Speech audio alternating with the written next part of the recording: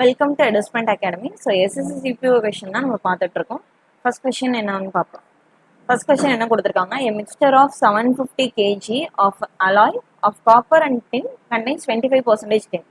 So என்ன சொல்லிட்டாங்க அப்படின்னா, ஒரு அலாய் இருக்கு. அந்த அலாயில பார்த்தீங்க அப்படின்னா 25% வந்து டின் இருக்கு. அப்போ ரிமைனிங் எவ்வளோ இருக்கும்? காப்பர். 75% வந்து காப்பராகவே இருந்திருக்குமா? அதாவது இப்போ எக்ஸாம்பிளுக்கு ஒரு அலாய் இருக்கு அப்படின்னாலே ரெண்டுமே கலந்தா இருக்கும். ஸோ காப்பர் அண்ட் டின் இருக்குன்னு சொல்லிட்டாங்க. காப்பர் வந்து எனக்கு 75% அப்படின்னா டின் எவ்வளவா இருக்கும்? 25% இருந்திருக்கும். ஓகேவா? அடுத்து என்ன சொல்லியிருக்காங்க? கொஞ்சோண்டு வந்து டின் வந்து ஆட் பண்றாங்க. ஸோ இந்த மிக்சர் என்னவா ஆகுதுன்னா, டின்ல வந்து 70% வந்து அந்த மிக்சர்ல வந்து 70% வந்து டின்னா மாறுது.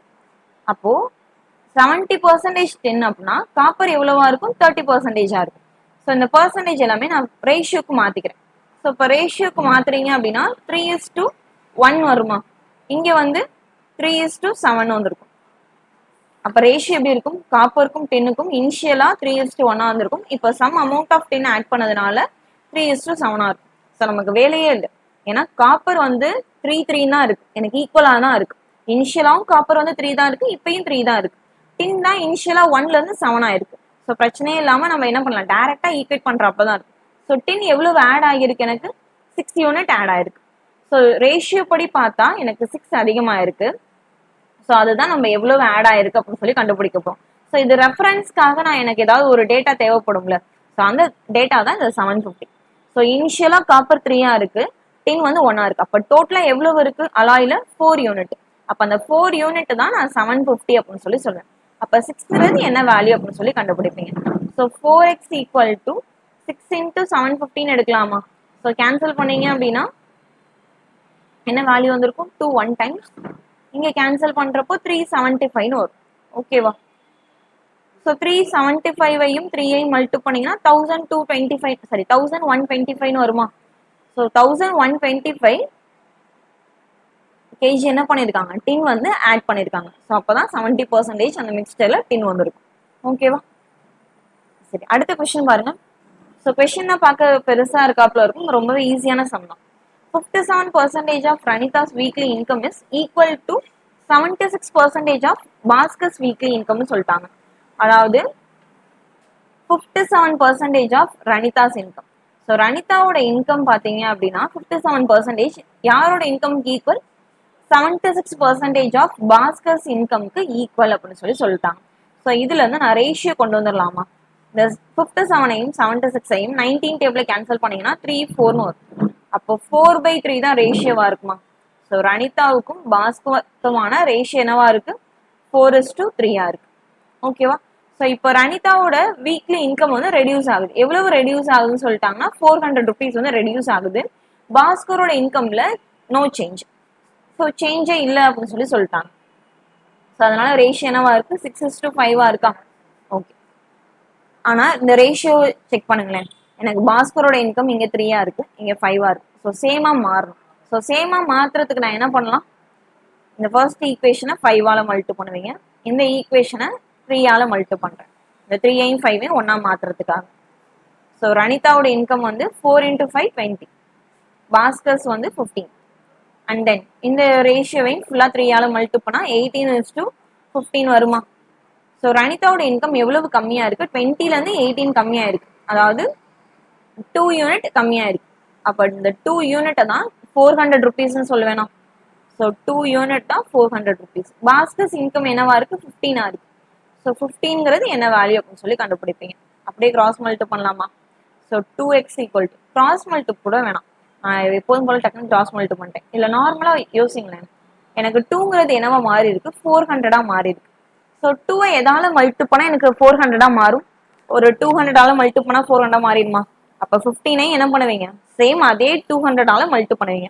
அப்ப 15 × 200 என்ன வரும்? 3000 வரும். இல்ல நான் கிராஸ் மல்டிப்ளை பண்றேன் அப்படின்னாலும் ஓகே தான்.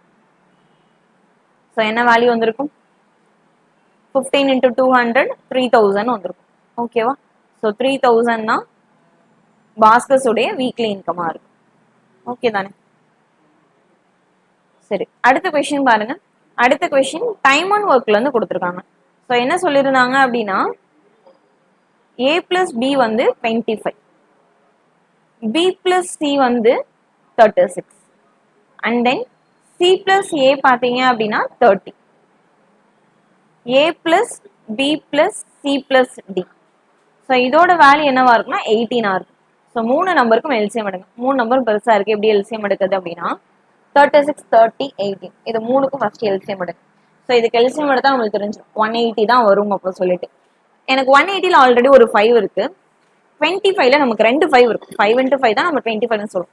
ஸோ ஆல்ரெடி 125ல 5 இருக்கு, ஸோ பிரச்சனை இல்லை. அந்த 120யை ஒரு 5ஆல மல்டிப்ளை பண்ணிக்கோங்க. 120 into 5 என்ன வந்திருக்கும் 900. 900 தான் உங்களுடைய எல்சிஎமா இருக்கும். ஸோ 900 25ஆல டிவைட் பண்ணா 36. 900 divided by 36 னா 25. 900 divided by 30 னா 30 வந்திருக்கும். 900 divided by 18 அப்படின்னா என்ன வேல்யூ வந்திருக்கும் 25 டைம்ஸ். சாரி 25 டைம்ஸ் வராது, 50 டைம்ஸ் வந்திருக்கும். ஏன்னா 25 டைம்ஸ் வந்து இதுதானே வரும். ஓகே சாரி, இங்கே 50 டைம்ஸ் வந்திருக்கும். ஓகேவா? சரி, ஃபர்ஸ்ட் இந்த 3 லைனை மட்டும் எடுத்துக்கிறேன். ஒன்ஸ் நீங்க இந்த வேல்யூஸ் எழுதிட்டீங்கன்னா இதெல்லாம் அடிச்சிருங்க, அடிச்சே பழகிரும். ஓகேவா? அப்போ a plus b வந்து 36, and then b plus c வந்து 25, c plus a வந்து 30. ஸோ அப்படியே ஆட் பண்ண என்ன வேல்யூ வந்திருக்கும் 2 times of a, 2 times of b, and then 2 times of c. அப்போ 2 times of a plus b plus c, which is equals to 91. இந்த சைடும் அப்படியே ஆட் பண்ணியிருக்கேன். ஸோ இப்போ a plus b plus c உடைய வேல்யூ என்னவா இருக்கும் 91 divided by 2ன்னு வருமா? ஸோ 91 நம்ம 2ஆல டிவைட் பண்ணியிருக்கோம், அவ்வளோதான். இப்போ என்ன கேட்டிருக்காங்க, டியோடைய அதாவது டி மட்டும் தனியாக ஒர்க் பண்ணாங்க அப்படின்னா எவ்வளோ நாளில் ஒர்க்கை கம்ப்ளீட் பண்ணுவாங்க அப்படின்னு சொல்லி கேட்டிருக்காங்க.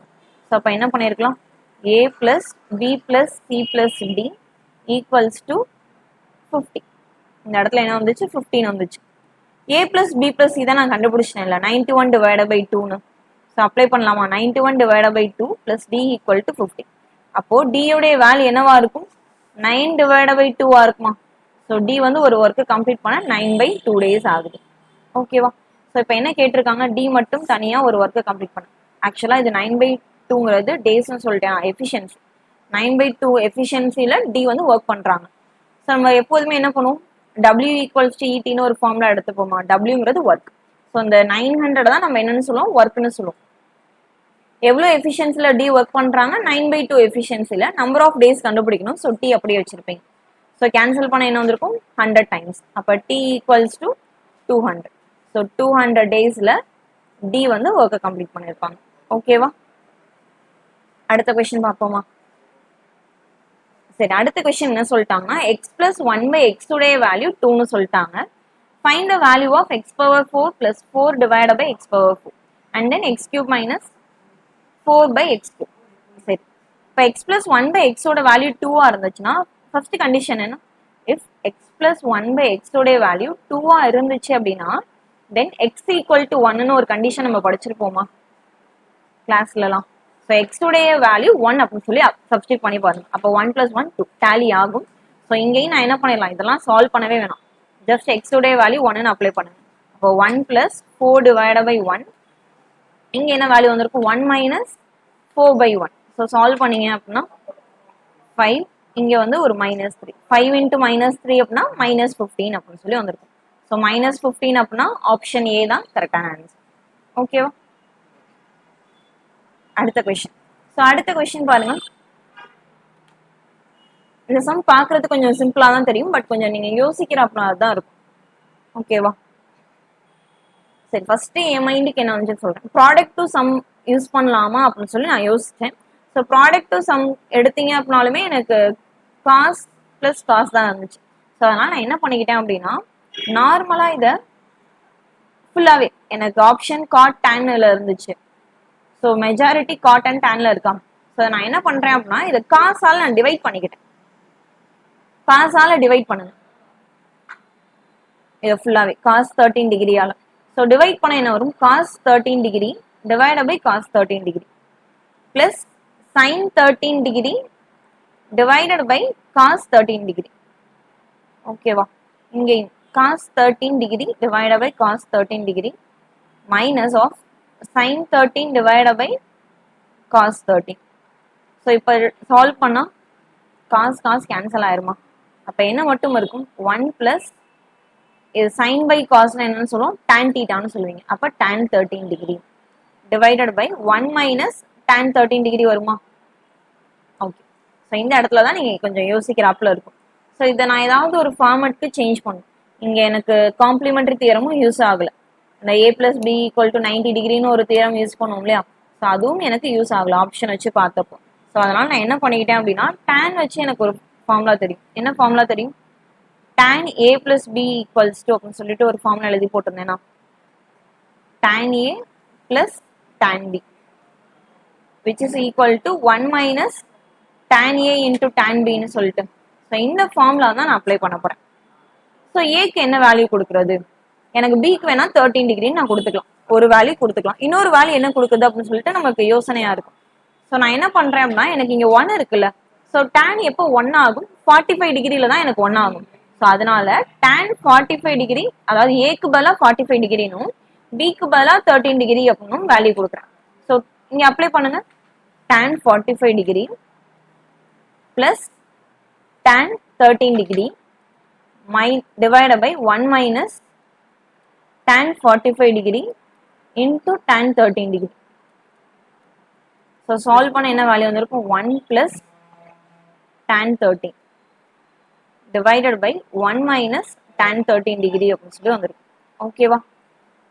சரி, tan 45 பதிலாக நம்ம 1 அப்ளை பண்ணோம். ஸோ இதே ஈக்குவேஷன் தானே எனக்கு இங்கேயும் வந்துச்சு. ஸோ இப்போ இதோட வேல்யூ நான் எப்படி எழுதலாம் அப்படின்னா tan 45 + 13 டிகிரின்னு எழுதலாமா? ஸோ 45 + 13 அப்படின்னா நம்ம என்னன்னு சொல்லுவோம்? 45 + 13 58ன்னு வருமா? ஸோ tan 58 டிகிரி அப்படின்னு சொல்லி எழுதலாம். ஸோ அப்போ ஆப்ஷன் 2 தான் கரெக்டான ஆன்சர். ஓகேவா? ஸோ இது இந்த கொஸ்டின் பார்த்தீங்கன்னா ஒன்லி 20% ஆஃப் த பீப்புள் தான் அட்டன் பண்ணியிருந்தாங்க. ஸோ இந்த ஃபார்முலா மட்டும் நீங்கள் யோசிச்சிட்டீங்க அப்படின்னா உங்களுக்கு ஆன்சர் கிடைக்கும். ஓகேவா? ஸோ ரிமைனிங் கொஸ்டின்ஸை அடுத்த வீடியோவில் பார்க்கலாம்.